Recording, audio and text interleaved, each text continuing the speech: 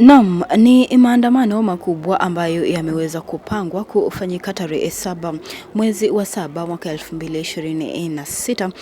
Kama unavyoona kwenye screen yako, mega protest to demand free Tundu Lissu, na posta hii inayotangulia maazimio ya vipaumbele kuelekea maandamano yasiyo ya kikomo ya kumdai Lissu na Tanganyika huru tarehe 7 mwezi wa 7 mwaka 2026, na wameweza kuweka kwa nini wataweza kuandamana. Ni sababu 9 ambazo watakuwa wanaandamana kama unavyoona: free Lissu na wafungwa wa kisiasa, CCM must go, kata utekaji na wote waliotekwa wachiwe huru, serikali ya mpito pamoja na katiba mpya, uhuru wa Tanganyika, tupeni mili ya ndugu zetu tukazike kwa heshima, 7 tunapinga kupanda kwa bei ya mafuta kwa gharama ya maisha, 8 uchaguzi mpya, na ya mwisho 9 uchunguzi huru wa kimataifa na kukamatwa wote walioua wananchi tarehe 29 mwezi Oktoba mwaka 2025.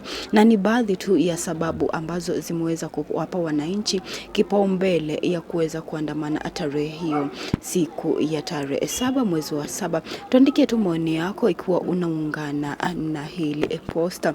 Nikiwanukuu viongozi wa maandamano hayo, wameweza kusema kuwa matokeo tukaingia kwenye uchaguzi tata uliopingwa na wananchi kupitia maandamano yaliyopelekea vyombo vya ulinzi na usalama kuwa watu wengi ambao idadi haitawahi julikana. Sasa serikali wanadai kilichofanyika Oktoba 29 ni vyombo vya usalama vilikuwa vinalinda na kutetea katiba iliyopo ambayo ilimpa Rais Samia mamlaka ya kuamuru vyombo vya ulinzi na usalama kuwa raia wasio na silaha. Ajabu, serikali hiyo ambayo iliweza kuwamaliza vijana uhai siku ya tarehe 29 inataka wananchi waweze kusahau na wawe na maridhiano na serikali, na tusiulize mbona au kwa nini.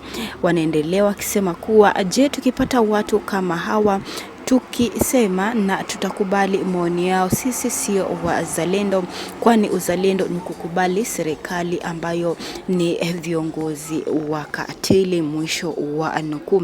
Na wameendelea kutoa sababu ambazo zitawapeleka barabarani siku hiyo waweze kuandamana. Kumbuka bunge la Marekani pia limeweza kumtaka rais aweze kujitetea na madai hayo, na wabunge hao wa Marekani pia wanashutumu serikali ya Tanzania kwa madai ya kuwanyanyasa viongozi wa dini, kufuta usajili wa taasisi za dini, kuzuia uhuru wa ibada, kuwakamata wanahabari na wanaharakati, pamoja na kuzuia uhuru wa kujieleza nchini humo. Na mswada huo umeenda mbali zaidi kwa kudai kuwa wakati wa maandamano yaliyotokea baada ya uchaguzi, vikosi vya usalama vya Tanzania vilitumia nguvu kupita kiasi dhidi ya raia na kusababisha vifo vya mamia ya watu, huku maisha ya watalii na wageni wengine Marekani kuwa hatarini. Endelea kutuandikia maoni yako kuhusiana na hili swala nzima la maandamano ambayo yamepangwa tarehe 7 mwezi wa 7 kufanyika. Na mbali na hilo, mswada huo wa Marekani pia unapendekeza kusitishwa kwa baadhi ya misaada, mikopo, uwekezaji wa Marekani kwa Tanzania, kufungwa kwa baadhi ya programu za maendeleo zinazofadhiliwa na Marekani hadi pale ambapo Tanzania itakapofanya mageuzi ya kisiasa na demokrasia. Hata hivyo, misaada ya kibinadamu, afya, haki za kibinadamu, miradi ya kusaidia demokrasia itaendelea kutolewa hata kama hatua nyingine za vikwazo zitachukuliwa. Ifahamike kuwa mswada huo bado haujawa sheria rasmi ya Marekani, kwani bado uko katika hatua za mwanzo za kujadiliwa ndani ya bunge la Marekani kabla ya kuidhinishwa na rais wa Marekani Donald Trump. Yanaajiri pia wakati ambapo chama cha upinzani chama cha demokrasia na maendeleo, wakati kwa sasa inaongozwa na naibu mwenyekiti wa chama hicho John Heche, ambapo wamekuwa wakizungumza na kujadiliana na kufanya mikutano ya kisiasa maeneo tofauti Tanzania, wakiwahimiza wananchi kuwa waje kwa pamoja ili waweze ujumbe kwa Rais Mama Daktari Samia Suluhu aweze kumwachilia Tundu Lissu kwa kuwa hilo kosa la uhaini ambalo amekuwa akikabiliwa nalo si sahihi, bali ni mchezo tu wa kisiasa ambapo CCM inataka kuwakandamiza viongozi wa upinzani. Maoni yako ni yapi? Je, utatokea tarehe hiyo, tarehe 7 mwezi wa 7 mwaka huu kuandamana?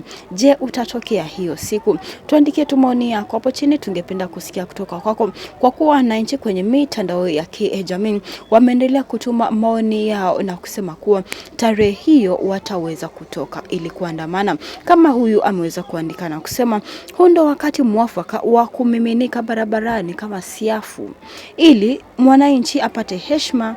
Hakuna kuzima internet, hakuna kafyu, hakuna risasi tena. Tukutane tarehe 7 mwezi wa 7.